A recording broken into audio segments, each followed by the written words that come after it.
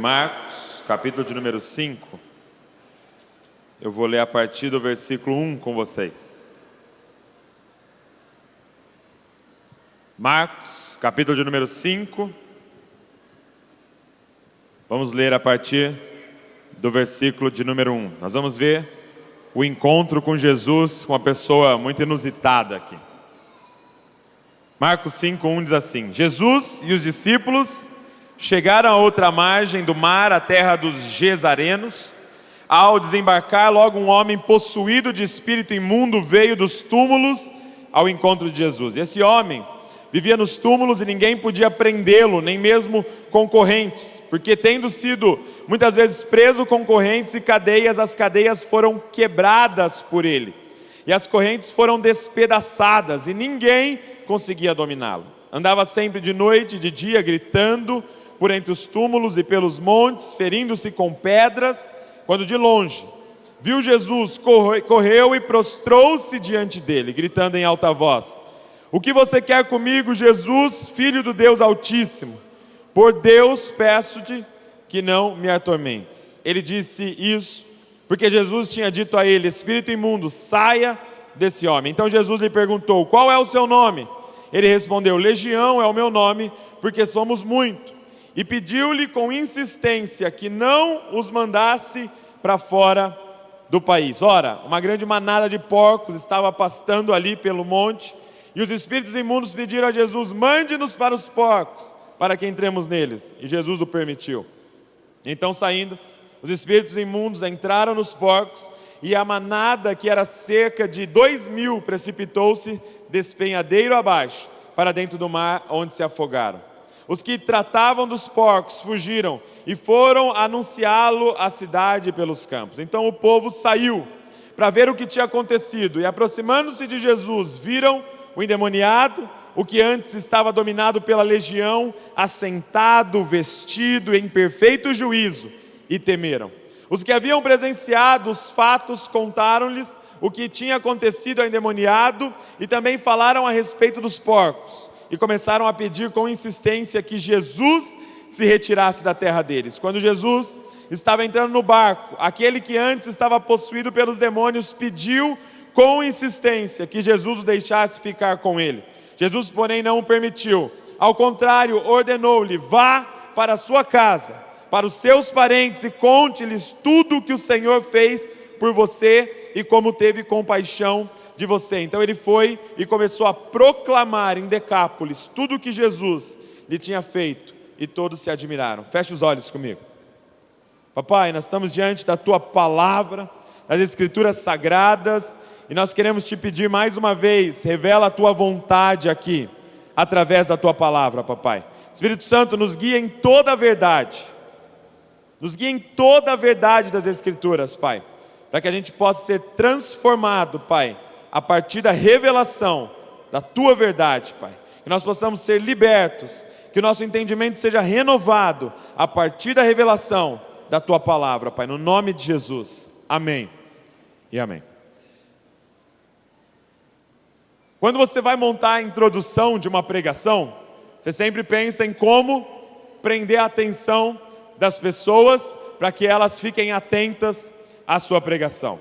Mas quando você lê um texto como esse, é como que se você não precisasse de introdução, porque é um texto tão peculiar, é um encontro tão diferente, que isso já prende a nossa atenção. Você pensar nesse homem, esse homem com essa legião de demônios, esse homem que tinha ali um poder sobrenatural de quebrar cadeias, isso aqui já prende a nossa atenção só de olhar para o que mais parece um personagem de um filme de terror. Jesus chega nessa região de Gadara e ele encontra esse homem endemoniado. Para você entender quem era esse homem, se nós fôssemos comparar com alguém hoje, esse homem seria o que hoje nós chamamos de um psicopata, um sociopata. Sabe essas histórias que você ouve, absurdas, de homens que cometem atrocidades, que assassinam um monte de pessoa, que estupram mulheres, que fazem tudo isso? Seria mais ou menos esse homem. Eu até há um tempo atrás, eu fui com a Val, nós assistimos o filme do Coringa. Qual é o filme do Coringa? É a história de como um psicopata é formado, como um assassino em série é formado. E você vê na história outros psicopatas, por exemplo, Charles Manson, foi um dos psicopatas mais conhecidos da história. Ele até mesmo fundou uma seita, onde ele incentivava as pessoas a assassinar os outros. Eles pegavam o sangue das vítimas e escreviam no local de reunião com o sangue das vítimas. Era coisas absurdas. Um outro muito famoso é Ed Gein. O Ed Gein, ele matava as pessoas e ele pegava a pele das pessoas e fazia decoração para a casa dele, fazia roupa, fazia bolsa com pele humana. Aí você olha para pessoas como essa, homens como estes, que são, não tem simplesmente um transtorno mental, mas que nós sabemos também que estão possuídos por demônios. E você fala, pode um homem como esse ser transformado? Pode um homem como esse mudar completamente de vida? E Jesus chega nesse lugar então para encontrar um homem como esse. E olha as características desse endemoniado. Coloca na tela para mim as características dele. Para começar, esse endemoniado, ele vivia entre os mortos, diz o verso de número 3. Primeira coisa, ele vivia entre os mortos. Ok? A Bíblia diz no verso de número 3 de Marcos 5 que a casa dele, o lugar onde ele morava, era o cemitério. Você imagina alguém que dorme no cemitério? Quem assim não gosta muito de passar perto de cemitérios? Você imagina alguém que mora no cemitério. E para nós já seria extremamente estranho alguém viver num cemitério, mas nessa época de Jesus muito mais, porque entendia-se que cemitério era um local de demônios, era habitação de demônios. Então esse homem morava entre os mortos. Esse homem chegou num nível de maldade em que os vivos não queriam ele por perto. Ele só tinha companhia dos mortos. Esse homem vivia preso ou numa tentativa de prendê-lo. A Bíblia diz que ele tinha uma força sobrenatural, mais ou menos o que a gente vê nos filmes, mais ou menos o que você via lá no Hulk, tá? Ele tinha uma força sobrenatural, porque prendiam ele com correntes, ele arrebentava, colocavam ele numa cadeia, ele arrebentava a cadeia, despedaçava a cadeia, então ninguém podia prender esse homem. Em terceiro lugar, ele vivia isolado socialmente. Toda a cidade rejeitava esse homem. Ninguém queria ele por perto. Provavelmente a família não queria ele por perto. Se ele tivesse filhos, esposa, irmãos, pais, ninguém queria ele por perto. Tamanha era a possessão demoníaca desse homem. Tem um fato aqui interessante, que a Bíblia diz que ele andava dia e noite, gritando e berrando por toda parte. Esse homem era atormentado por demônios todo o tempo, dia e noite. E eu não sei se você sabe quais são as coisas essenciais para um ser humano sobreviver. A primeira coisa essencial para um ser humano sobreviver é ar, ok? Você ficar alguns minutos sem ar, sem oxigênio, você morre, acabou. Qual é a segunda coisa essencial que o ser humano não consegue ficar sem? Qual é a segunda coisa? A segunda coisa é sono. Antes da água, nós precisamos dormir. Olha, tem gente já falando um amém poderoso ali, ó. Recebo. A segunda coisa que o ser humano não pode ficar, você aguenta ficar mais tempo sem beber água do que sem dormir. Tanto que deixar uma pessoa sem dormir era uma das formas de torturar alguém para conseguir uma informação. Você deixa a pessoa sem dormir 1, 2 dias, no terceiro dia o cérebro dela, usando um termo bem popular, começa a derreter, começa a entrar em pane e ela vai morrer, porque ela não consegue ficar. Nós não podemos ficar sem dormir. Esse homem, dia e noite era atormentado por demônios, sendo levado a ficar berrando e gritando por toda parte. Nós vemos no verso de número 5, que esse homem se mutilava. Esse homem tinha o corpo inteiro machucado, onde ele mesmo se machucava com pedras. Os demônios faziam ele se machucar, e ele tinha chagas no corpo dele inteiro, machucado por ele mesmo com pedras. E por último, esse homem andava nu por toda parte. Se você olha o relato de Lucas em relação a ele, Lucas afirma que ele andava nu, e quando a Bíblia fala que alguém anda nu, na verdade, muitas vezes é um eufemismo para crimes sexuais, ok? Quando a Bíblia fala, por exemplo, que tal personagem viu a nudez do pai, isso aí é um eufemismo para um crime sexual, para um abuso sexual. Então não é simplesmente ele andava pelado. Sim, provavelmente era uma descrição, ele andava sem roupas, mas ele também, provavelmente, todos os teólogos afirmam que ele cometia crimes sexuais. Provavelmente é o que nós chamamos hoje de um estuprador, que nós chamamos hoje de um pedófilo. Além de tudo que ele fazia, ele ainda cometia imoralidades sexuais. Então, é esse homem, com essa lista, que Jesus vai visitar. E a Bíblia diz no verso de número 7 que ele chega nessa região, Jesus, com seus discípulos, e ele para o barco. Ele para o barco, e eles estão provavelmente amarrando o barco, quando aquele homem de longe vê o barco parando.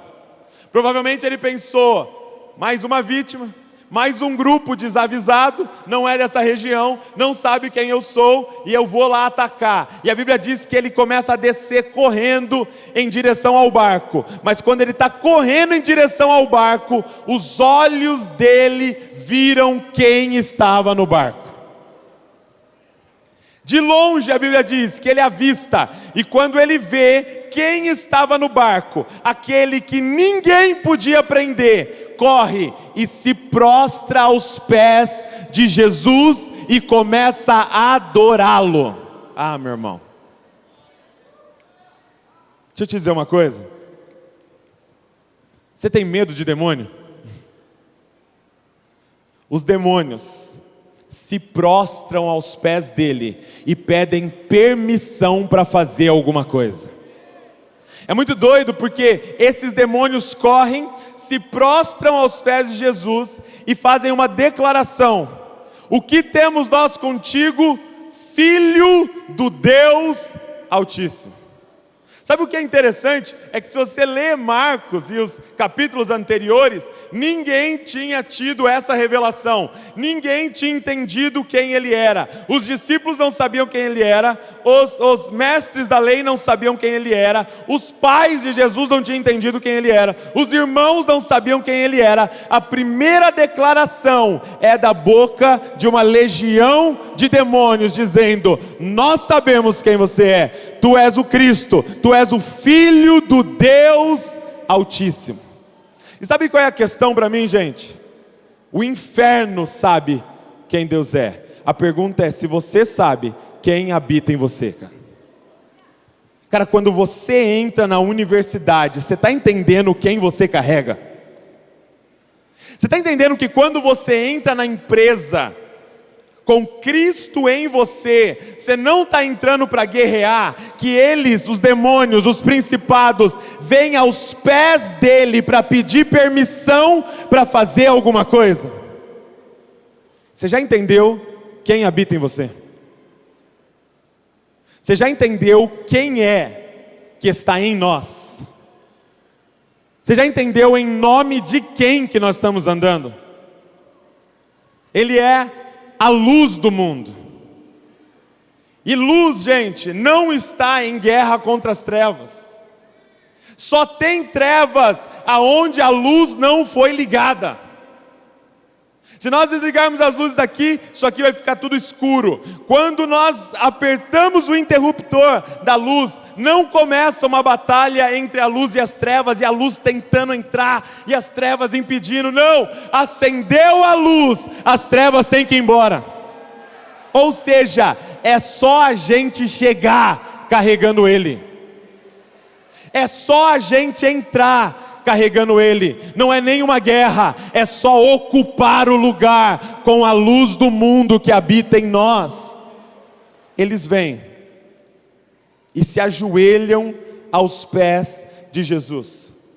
E o que estava naquele homem, gente, é o que a Bíblia chama de uma legião.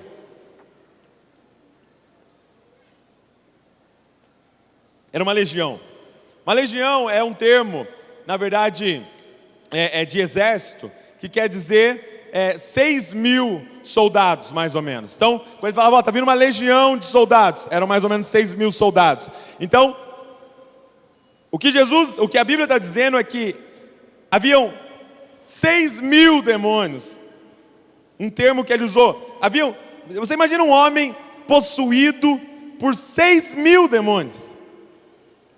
E aí esses demônios falam assim para Jesus: Jesus, não nos tire dessa região.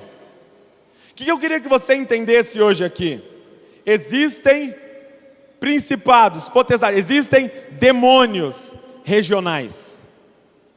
No verso de número 10 diz que esses demônios, essa legião, imploram para Jesus: não nos tire dessa região. Eles imploram: não nos mande para fora dessa região. O que eu quero que você entenda, gente? Existem demônios, existem principados, potestades, forças malignas atuando em regiões. Existem forças malignas atuando na sua cidade, na sua região.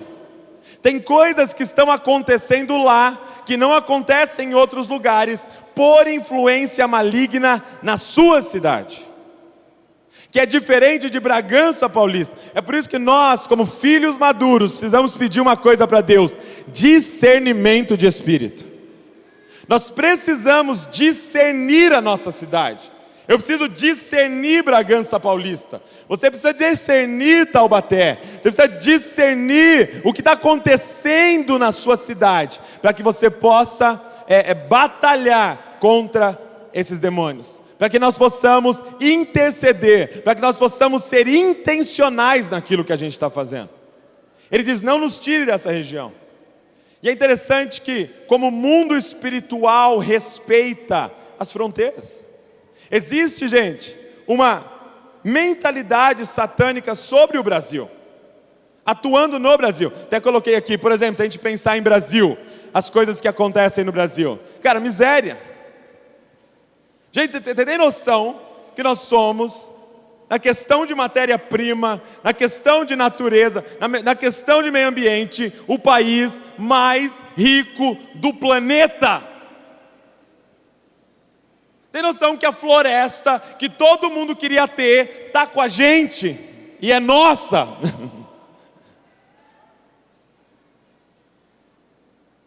Por que essa miséria que nós vivemos? Porque não é uma miséria simplesmente física, é uma miséria mental.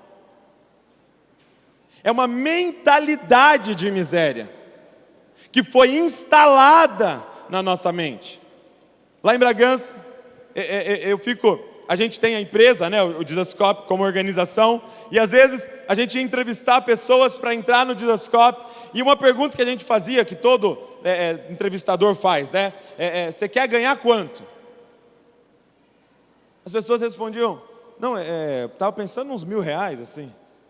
Gente, o que você faz com R$1.000? Eu estava pensando uns 900, assim, com os descontos. Falei: meu filho, eu estou perguntando, você quer ganhar quanto? Não estou falando que eu vou pagar.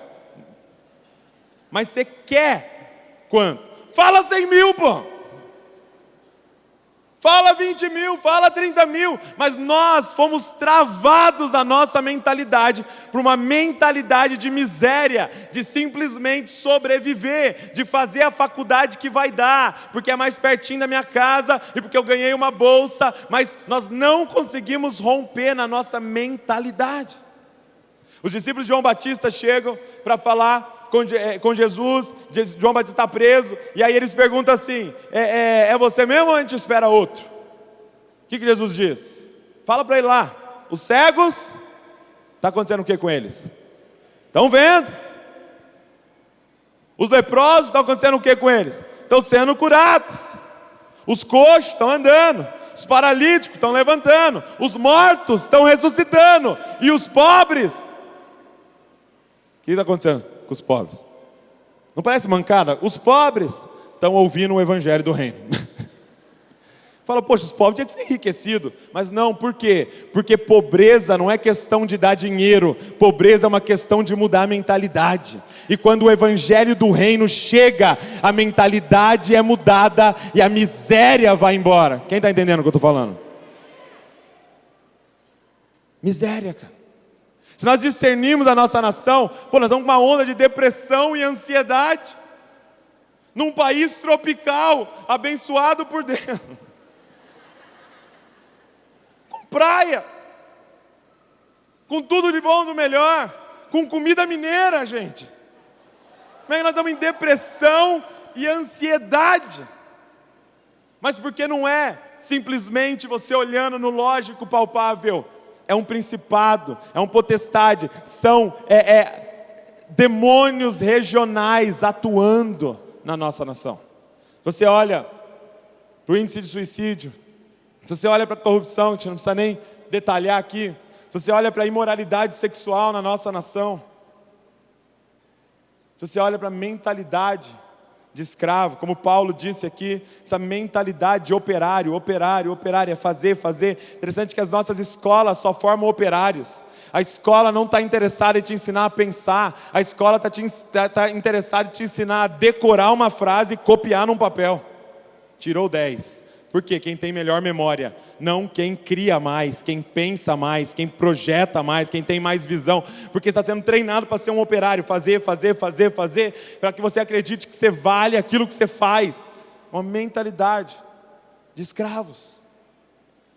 É isso que está acontecendo na nossa nação, para não listar várias outras coisas que a gente poderia colocar. Então entenda, existem demônios regionais, atuando no Brasil, atuando nos estados, atuando nas cidades, e nós precisamos de discernimento espiritual sobre a região que nós estamos.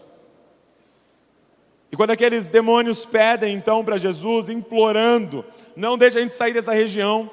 Jesus está passando ali, tem porcos ali, 2.000 porcos pastando, e aí eles pedem, manda nós para os porcos.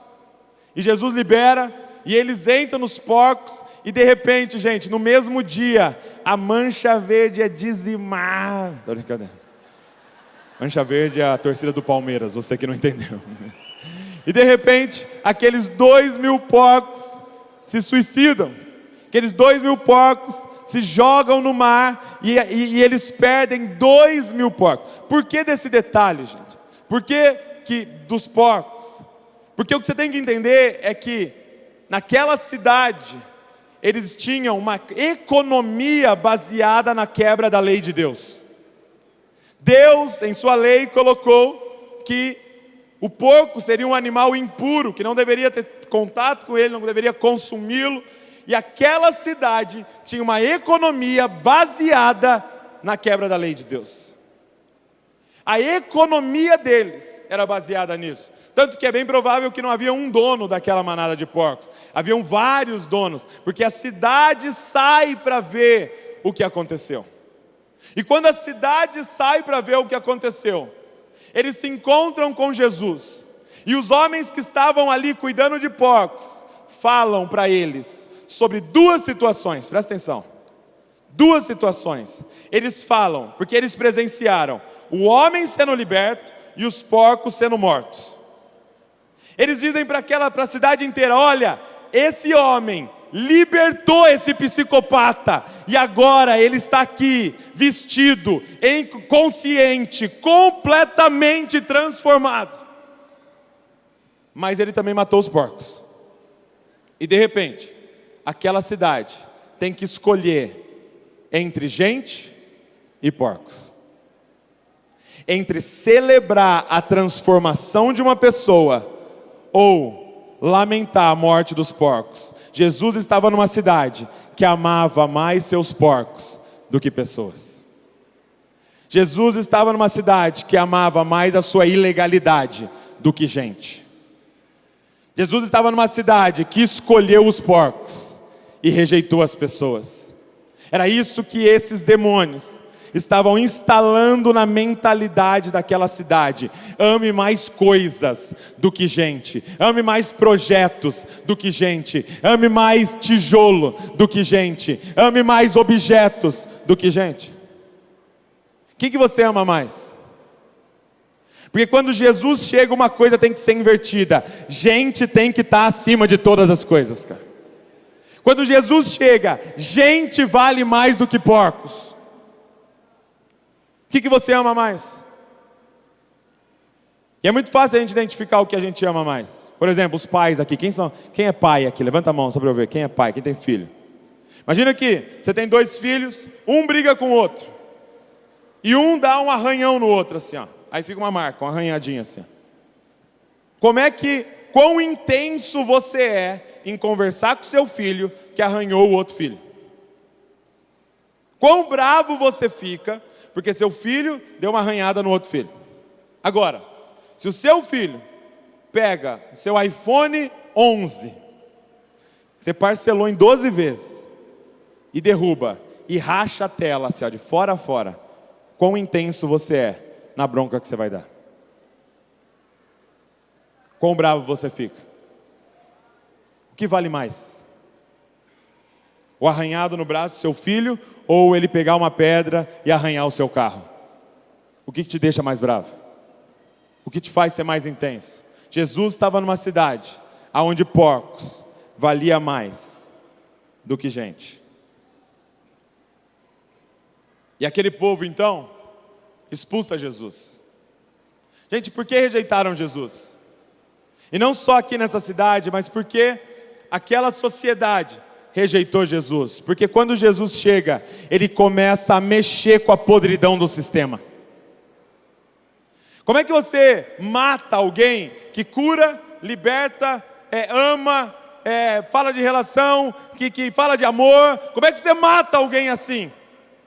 Que a impressão que dá é que só faz bem para todos, que só faz o bem aonde chega. Por que matar esse homem? Porque quando ele chega, ele começa a mexer na podridão do sistema. Ele começa a mexer na corrupção do sistema. Olha só o que Isaías escreveu sobre Jesus: que das suas pisaduras nós seríamos sarados. Das suas feridas nós seríamos sarados. A pergunta é, nesse texto, quem é nós?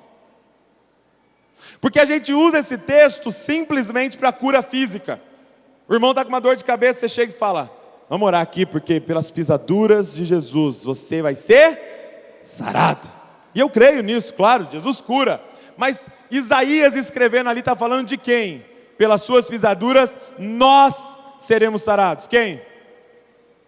Israel.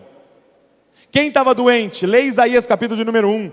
Quem estava doente? O sistema de Israel. Ele diz que do topo da cabeça, a planta dos pés, Israel tem ferida no corpo inteiro. Israel está completamente doente. Os governantes governam para si mesmo. O próprio templo está corrompido. Ele está dizendo: ei, o sistema está doente. Agora vai vir alguém que pelas pisaduras dele, uma nação vai ser sarada. E não só a nação de Israel, mas as nações serão saradas pela cruz do Calvário. Ele quer curar o sistema. O Evangelho não é simplesmente curar sua dor de cabeça, e sim, ele faz, mas o Evangelho quer curar o sistema. O Evangelho quer curar o Brasil. O Evangelho quer resolver essas feridas, essas chagas da nossa nação. É por isso que eles chegam para Jesus e falam: saiam daqui. Saiam daqui. E Jesus entra no barco para ir embora daquela região. E quando ele entra no barco, o que acontece? O ex-endemoniado, agora liberto, corre atrás dele e diz o que para ele? Me leva com você. Quase que dizendo, olha isso aqui, os caras preferem os porcos do que gente, deixa eu ir com você para o meio do avivamento.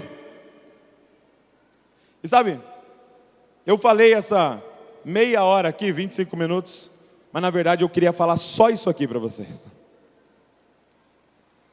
Jesus me trouxe aqui hoje para falar somente essa frase que eu vou falar para vocês. O Espírito Santo ministrou meu coração sobre o que eu deveria compartilhar com vocês nessa manhã. E é isso daqui. O Espírito Santo me fez olhar no verso de número 10. Olha só o verso de número 10.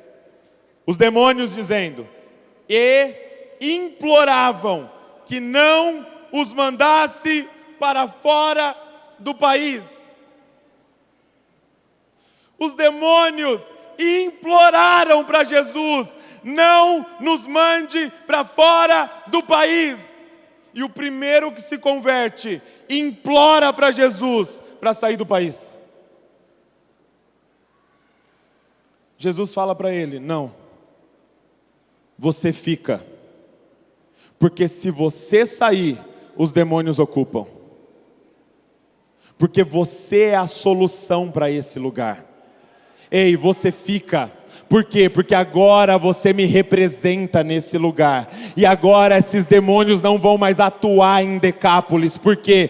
Porque alguém carregando a semente do Evangelho vai invadir esse lugar. Você fica. Deixa eu te falar uma coisa. Os demônios estão implorando para ficar no Brasil. E muitos de nós estamos implorando para Jesus para sair da nação. Eu recebi uma notícia, uma pesquisa, que 60% dos jovens entrevistados declararam que se tivessem oportunidade financeira, sairiam do país. Eu só vim dizer uma coisa para vocês: eu decido ficar. Por quê? Porque a nossa mentalidade não é aonde eu vou estar mais confortável, aonde eu posso explorar mais. A nossa mentalidade é: qual é o teu propósito para a minha vida? Onde eu posso estar para gastar a minha vida em prol do reino de Deus? Nós precisamos, gente, vencer essa mentalidade de exploradores que querem ir para outras nações, para explorar as outras nações, porque a fonte aqui secou. Não! Essa é a nossa nação. E nós amamos esse solo. E Deus nos colocou aqui, Deus nos fez nascer aqui, e nós vamos ficar aqui. E se a gente sair daqui, vai ser para buscar ferramenta, para voltar para esse lugar e resolver os problemas desse lugar. Eu decido ficar. Eu não sei você, cara.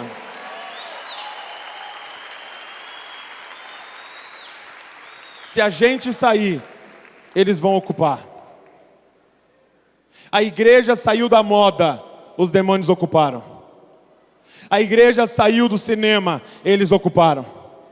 A igreja saiu do governo, eles ocuparam. Aonde a igreja saiu, eles ocuparam. Porque eles só podem ocupar onde a gente não está pisando. Quem está entendendo o que eu estou falando, cara? É claro que eu não estou dizendo quem saiu do país está fora do propósito de Deus. Não estou dizendo isso. Eu creio em pessoas enviadas por Deus. Eu creio nesse chamado missionário para outras nações. Eu estou falando sobre sair por necessidade, sair por conforto, sair por segurança. Porque vai ser um bairro seguro para os meus filhos. Quem disse que o nosso propósito é segurança? Bem-aventurados sois vós quando vos perseguirem, vos caluniarem, porque assim foram perseguidos os profetas que vieram antes de vós. Para de querer entrar numa bolha, cara. Nós decidimos ficar, cara,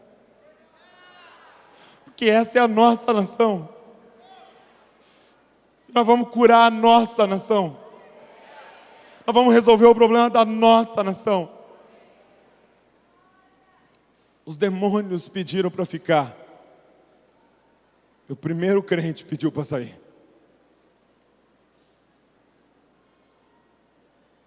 Eu estou falando de nação, Mas eu quero falar da sua cidade. Não deixa uma vontade entrar no seu coração de ir para onde está acontecendo grandes coisas de Deus. Acho que eu vou mudar para São Paulo. Acho que eu vou mudar para tal igreja. Está acontecendo um negócio, vou mudar para lá. Não, não, não. Fica no meio dos seus. Porque Deus vai fazer através de você, no meio dos seus. Deus quer promover um avivamento na sua cidade, através de vocês. Decida ficar.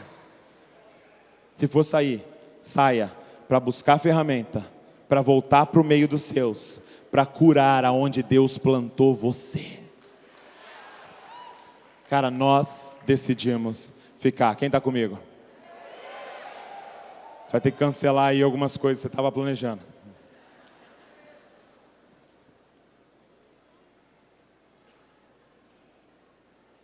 Agora, qual é o testemunho? Qual que é a pregação desse homem? Não sei você, mas eu olho para momentos como esse na Bíblia. Jesus enviando um homem que ele deve ter ficado 2 horas com ele. E falando, mas Jesus, e seminário? Não vai fazer seminário? Jesus, mas não vai ler livro? E ele vai pregar o Evangelho, tendo ficado 2 horas com Jesus. E agora qual é a pregação dele? Gente, quando você ficar, qual é a sua pregação? A sua pregação. Gente, nós não fomos chamados para ser os advogados de Jesus. Porque muitos de nós estamos tentando se levantar como advogado de Jesus, tentando armar uma tese para defender Deus e Jesus. Não, você não foi chamado para ser advogado, Ele mesmo é advogado dele. Nós fomos chamados para ser testemunha. Testemunha não monta tese, testemunha fala, isso aqui foi o que eu vi. Eu era cego, agora eu vejo. Eu não sei teologicamente quem ele é, não, eu sei de uma coisa, eu estava morto e agora vivo. Eu tinha uma legião de demônios, agora eu estou liberto. Eu sei de uma coisa, eu era promíscuo, agora eu sou santo. Eu sei de uma coisa, eu queria morrer e agora eu quero viver para a glória de Deus. Qual é a sua pregação? Sua vida, seu testemunho. Ele me encontrou e me deu uma nova vida. Ele me encontrou e me curou. Ele me encontrou e me lavou. Ele me encontrou, eu era um psicopata, estuprador, pedófilo.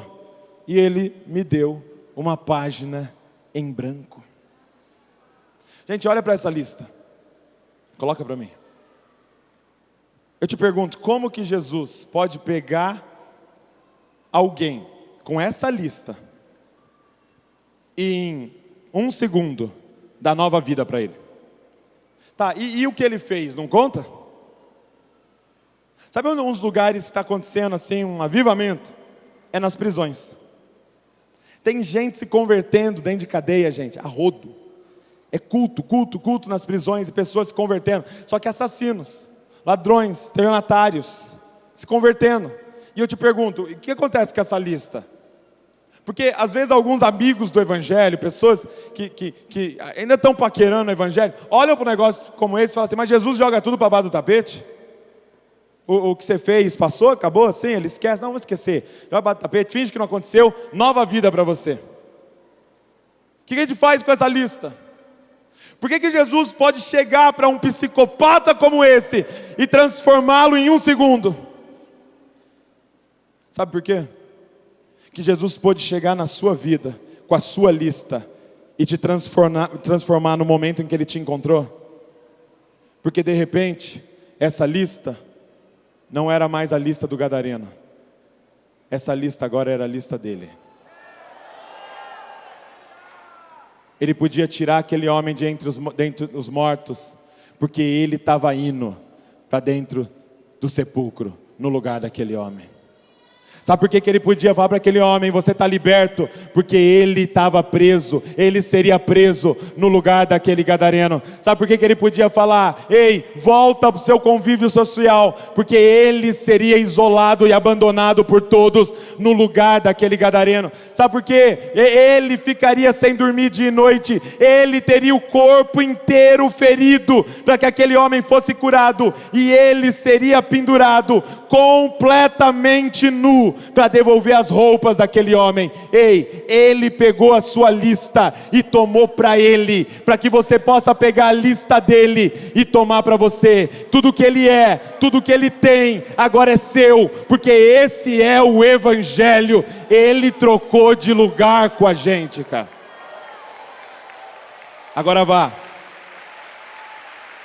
para sua casa e anuncia entre os seus o que ele fez por você, cara. Deixa eu te dizer uma coisa, nós decidimos ficar.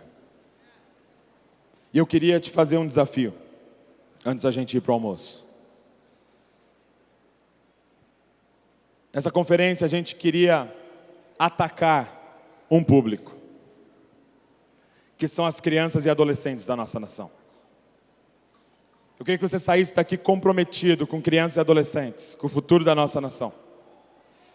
Nós vamos fazer o seguinte, eu vou colocar na tela um link, e você vai entrar, ok? Tira uma foto aí para você não perder esse link, jesusescola.com/ruios, ok? Filho maduro, jesusescola.com/ruios, você vai entrar nesse link, e lá vai ter 4 opções para você se envolver. Você pode se envolver em quantas você quiser, em uma só, ou nas 4, ou em 2. Adoção, orfanatos, escolas, discipulados. Gente, você ouviu o que a Val falou? Que o número é que existem 9.500 crianças disponíveis para adoção. Você imagina se a nossa nação fosse conhecida como a nação onde não há crianças disponíveis para adoção? Você tem noção que se cada igreja de uma cidade, presta atenção, cada igreja de uma cidade adotasse uma criança, a igreja adotasse uma criança, não teria mais órfãos nas cidades disponíveis para adoção?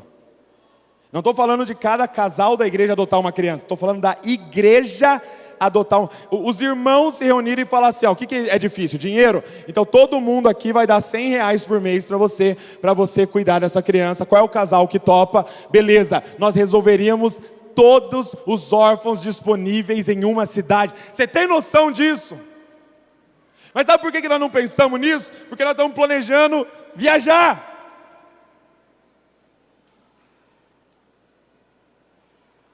Nós estamos pensando em eu. Se você tem interesse em adoção, você vai entrar aí, você vai se cadastrar, nós vamos mandar todas as informações para você sobre esse assunto. O Nick e a Rachel estão aqui, eles vão nos ajudar. Você tem interesse em trabalhar em orfanatos, em escolas ou em discipulado na sua cidade, você vai preencher lá. E a partir de segunda-feira a gente começa a abastecer vocês de materiais. E além de abastecer vocês, o que nós vamos fazer? Nós vamos conectar vocês nas regiões, ok? Então nós vamos pegar todo mundo que se cadastrou de uma cidade, nós vamos conectar vocês, para vocês orarem, se conversarem e montarem um plano para a sua cidade. Então nós vamos mapear todo mundo que está aqui por região, e nós vamos juntar vocês por interesse, para que uma revolução comece na nossa nação a partir desse lugar, amém? Então você vai entrar aqui, e você vai se cadastrar, ok? Preencha tudo certinho, seu celular e seu e-mail principalmente, para que você possa receber essas informações.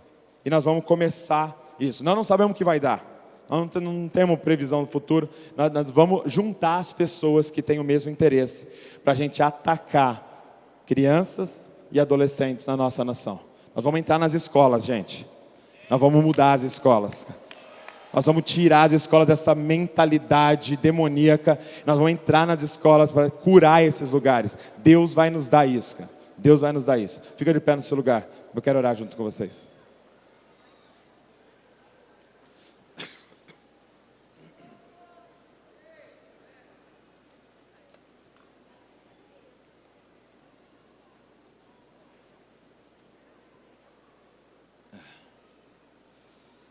E eu quero fazer essa oração pela nossa nação. Cara, eu posso te pedir uma coisa? Se for possível, vamos ajoelhar nesse solo e pôr a mão nesse solo, que é o nosso solo.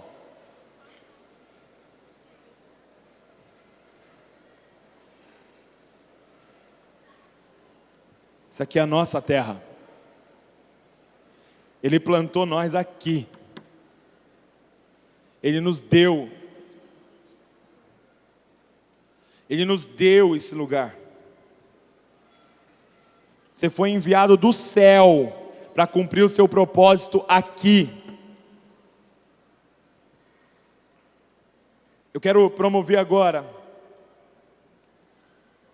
um arrependimento coletivo nosso, por todas as vezes que murmuramos contra a nossa nação, por todas as vezes que difamamos a nossa nação, todas as vezes que olhamos para a nossa terra com desesperança, e por todas as vezes que desejamos abandonar a nossa nação.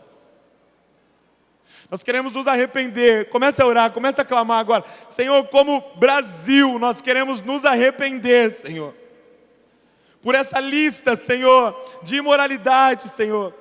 Nós fomos corruptos, Pai, nos perdoa, Senhor. Nós fomos exploradores, Pai, nos perdoa, Senhor.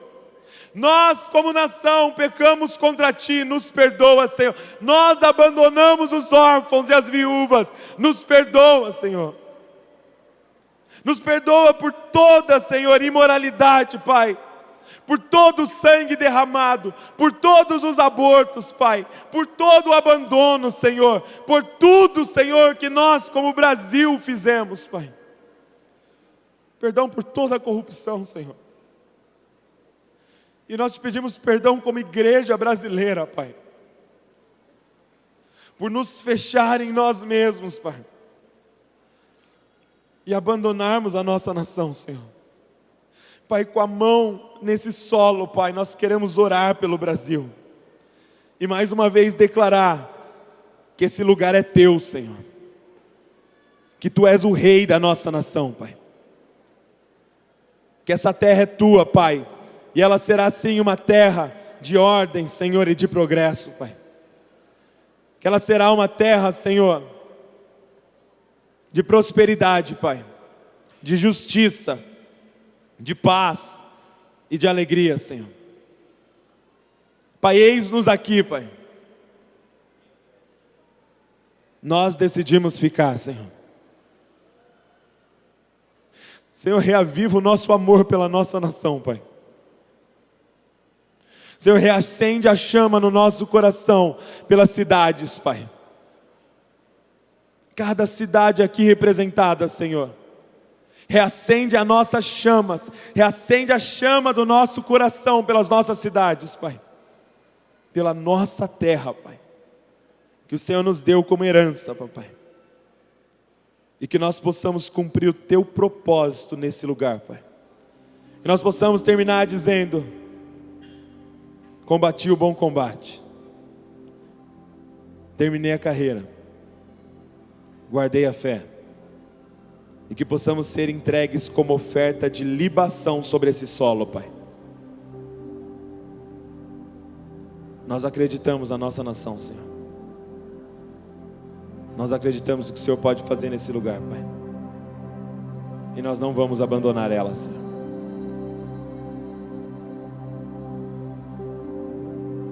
No nome de Jesus, Senhor.